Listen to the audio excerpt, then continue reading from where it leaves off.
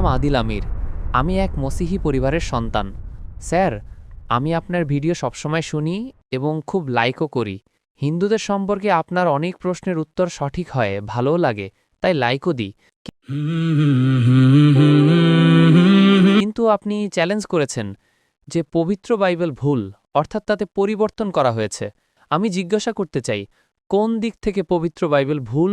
আপনি কি আমার ক্যাসেট দেখেননি? না স্যার, মাফ করবেন। আমি প্রায়ই সাদৃশ্যের বিষয়ে কথা বলি, কিন্তু কখনো কখনো বাধ্য হয়ে আমাদের অন্য বিষয় নিয়েও কথা বলতে হয়। আমি একটা বক্তৃতা দিয়েছিলাম একটা ডিবেট ইউএসএতে ডক্টর উইলিয়াম ক্যাম্বেলের সাথে। তিনি একটা বই লিখেছেন যে কোরআন মজিদে ৩৮টি বৈজ্ঞানিক ভুল আছে। ৮ বছর পর্যন্ত কোনো মুসলমান উত্তর না দেওয়ায় আমাকে ডাকা হয়েছিল। তাই আমি ইউএসএ গিয়েছিলাম, ওই ইউএসএ যে পাকিস্তানিরা যান, আমি যে ডিবেট করতে আর আপনারা যান ঘুরতে মজা করতে। তো আমি ইউএসএতে গিয়েছিলাম শিকাগোতে, আর সেটার বিষয়বস্তু ছিল বিজ্ঞানের আলোকে বাইবেল ও কোরআন।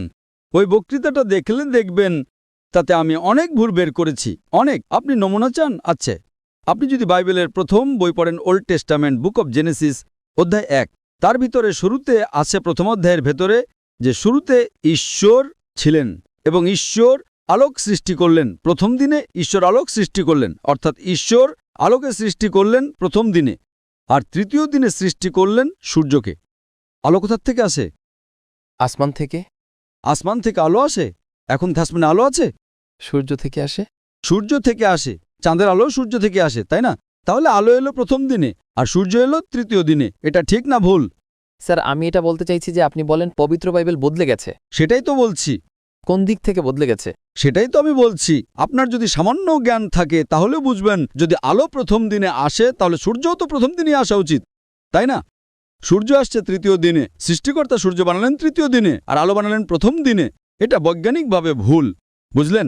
তারপর আপনার বাইবেলে লেখা আছে যে আল্লাহ, দুঃখিত, সৃষ্টিকর্তা ঈশ্বর তৃতীয় দিনে বানালেন সূর্য যা আলোওয়ালা এবং চাঁদ যার আলো ছোট। এটাও ভুল। চাঁদের তো নিজের আলোই নেই। আজকের বিজ্ঞান বলে যে চাঁদের নিজস্ব কোনো আলো নেই, চাঁদের আলো হলো প্রতিফলিত আলো। কোরআনে লেখা আছে সূর্যের আলোকে বলা হয়েছে সিরাজ, দিয়া আর ওয়াহাজ, মানে টর্চ, উজ্জ্বল মহিমা, প্রদীপ। আর চাঁদের আলোকে বলা হয়েছে নূর বা মুনির, যার অর্থ ধার করা আলো বা প্রতিফলিত আলো। সুতরাং বিজ্ঞান বলে কোরআনে কোনো ভুল নেই, কিন্তু বাইবেলে ভুল আছে। বুঝতে পারলেন? এর উপর আমি 2 ঘন্টা, 3 ঘন্টা, 4 ঘন্টা বক্তৃতা দিতে পারি। বুঝতে পেরেছেন? স্যার, আমি একদমই বুঝতে পারিনি। আমি এটা বলতে চাইছি, আমার প্রশ্ন হলো, যদি কাল কেউ উঠে পবিত্র বাইবেল সম্পর্কে কিছু বলে, যেমন আপনি বলেন সূর্যের কথা, ঠিক আছে, সৃষ্টিকর্তা প্রথম দিনে আকাশ এবং পৃথিবী সৃষ্টি করেছেন, কিন্তু তখন তো বাইবেলের সূর্যের কোনো উল্লেখ নেই। এখন যদি কেউ এসে বলে যে প্রথম দিনে সৃষ্টিকর্তা সূর্যও সৃষ্টি করেছেন, তাহলে? আরে ভাই সাহেব, আমি আপনাকে রেফারেন্স দিচ্ছি, যে কেউ বললেই হলো নাকি? আপনি বাইবেল পড়েছেন? আপনি বাইবেল পড়েছেন? না, পড়িনি, কিন্তু শুনেছি অনেক। পড়েননি, কিন্তু আমি পড়েছি এবং আমিই বলছি। তার মানে আপনি ঠিক না আমি ঠিক? আমি বাইবেল পড়েছি, আমি বাইবেলের রেফারেন্স দিচ্ছি। যে কেউ কিছু বললেই হলো না। আপনি কি হাওয়ায় কথা বলছেন? বাইবেলের জেনেসিস, আপনি হয়তো জেনেসিস সম্পর্কে শোনেননি। জেনেসিস শুনেছেন? না। শোনেননি, তাই না? খ্রিস্টানরা বাইবেল পড়ে নাকি? যদি না পারেন তাহলে অন্তত যার জ্ঞান আছে তার কথা তো মানুন। আপনার বড় বড় পাদ্রীদের সাথে আমার ডিবেট হয়েছে, ঠিক কি না? আপনার জ্ঞান নেই, কিন্তু আমি পাদ্রীকে হারিয়েছি, তাহলে তো স্বীকার করা উচিত, হ্যাঁ কি না? না স্যার, আমি কখনো আপনার কোনো ডিবেট কোনো পাদ্রীর সাথে শুনিনি। হ্যাঁ, ডিবেট শুনেননি তো এটা কি আমার ভুল? আপনি গুগল করুন, ইউটিউব জানেন তো? জি। তাতে সিনেমা দেখেন? না, সিনেমা না। সিনেমা দেখেন না। ইউটিউবে ডক্টর জাকির নায়েক এবং ডক্টর উইলিয়াম ক্যাম্বেল টাইপ করুন, ডিবেট চলে আসবে, মাত্র 4.5 ঘন্টার, সব পাবেন সেখানে।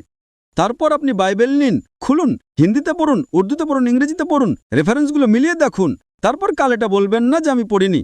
আপনি পড়েননি, তাহলে যে ব্যক্তি পড়েছে তার সাথে তর্ক করা উচিত না। যে ব্যক্তি পড়াশোনা করেছে, বাইবেল পড়েছে, আপনি বাইবেল না পড়ে তার সাথে তর্ক করছেন, এটা কি ঠিক? ঠিক নয়, কিন্তু আমি এটা বলতে চাই স্যার যে মানে চলুন, আপনি বলছেন যে এটা ভুল হলো। আমি বলছি না, যেই বাইবেলের উপর গবেষণা করে সেই বলে, আমি একা বলি না।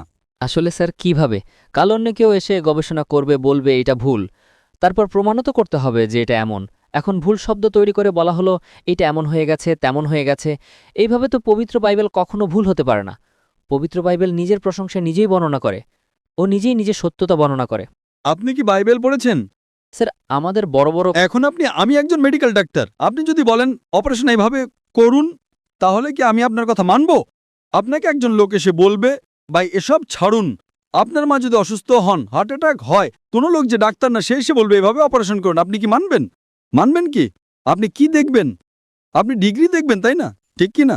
আপনার মা যদি কাল অসুস্থ হন, হার্ট অ্যাটাক হয়েছে, রাস্তার কোনো লোক এসে বলবে আমি অপারেশন করব, আপনি তাকে অনুমতি দেবেন? না। আপনি কি দেখবেন? প্রথমে তদন্ত করবেন সে ডাক্তার কিনা, তাই না? জি। যদি সে বলে না আমি ডাক্তারি পড়িনি এবং এসে তর্ক করবে, তো আপনি কি করবেন? দু চারটা চড় মারবেন না তাকে? বলবেন ভাই আমার মাকে হাত লাগাবি না, ঠিক কি না? জি। তো আপনি সেই লোকটার মতোই কাজ করছেন।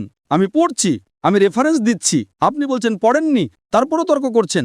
এত বড় সমাবেশের সামনে আপনি প্রশ্ন করছেন আর আমি রেফারেন্স দিচ্ছি, জেনেসিস অধ্যায় 1, জেনেসিস অধ্যায় 1 ভার্স 1, জেনেসিস অধ্যায় 1 ভার্স 4, আর আপনি বলছেন আমি পড়িনি। আসলে স্যার আপনি আমাকে এটা উর্দুতে বলে দিন। আমি তো উর্দুতেই বলছি। আপনি বলে দিন কিসে লেখা আছে, এটা কি ইঞ্জিলে লেখা নাকি পুরানো ওল্ড টেস্টামেন্টে লেখা, কিসে লেখা আছে? জেনেসিস আদি পুস্তক, উর্দুতেও এটাকে জেনেসিসই বলে। আপনি পড়েননি তো? বাইবেলে কটা বই আছে? আমি কখনো এত গবেষণা বা পড়াশোনা করিনি। তাহলে যে পড়েছে তার কথা তো মানুন। পড়েননি আর তর্ক করছেন, এটা স্কুলে গিয়ে শিক্ষকের সাথে তর্ক করার মতো করছেন। এখন আপনি বলবেন যে আপনি যে সত্যি বলছেন তার কি প্রমাণ?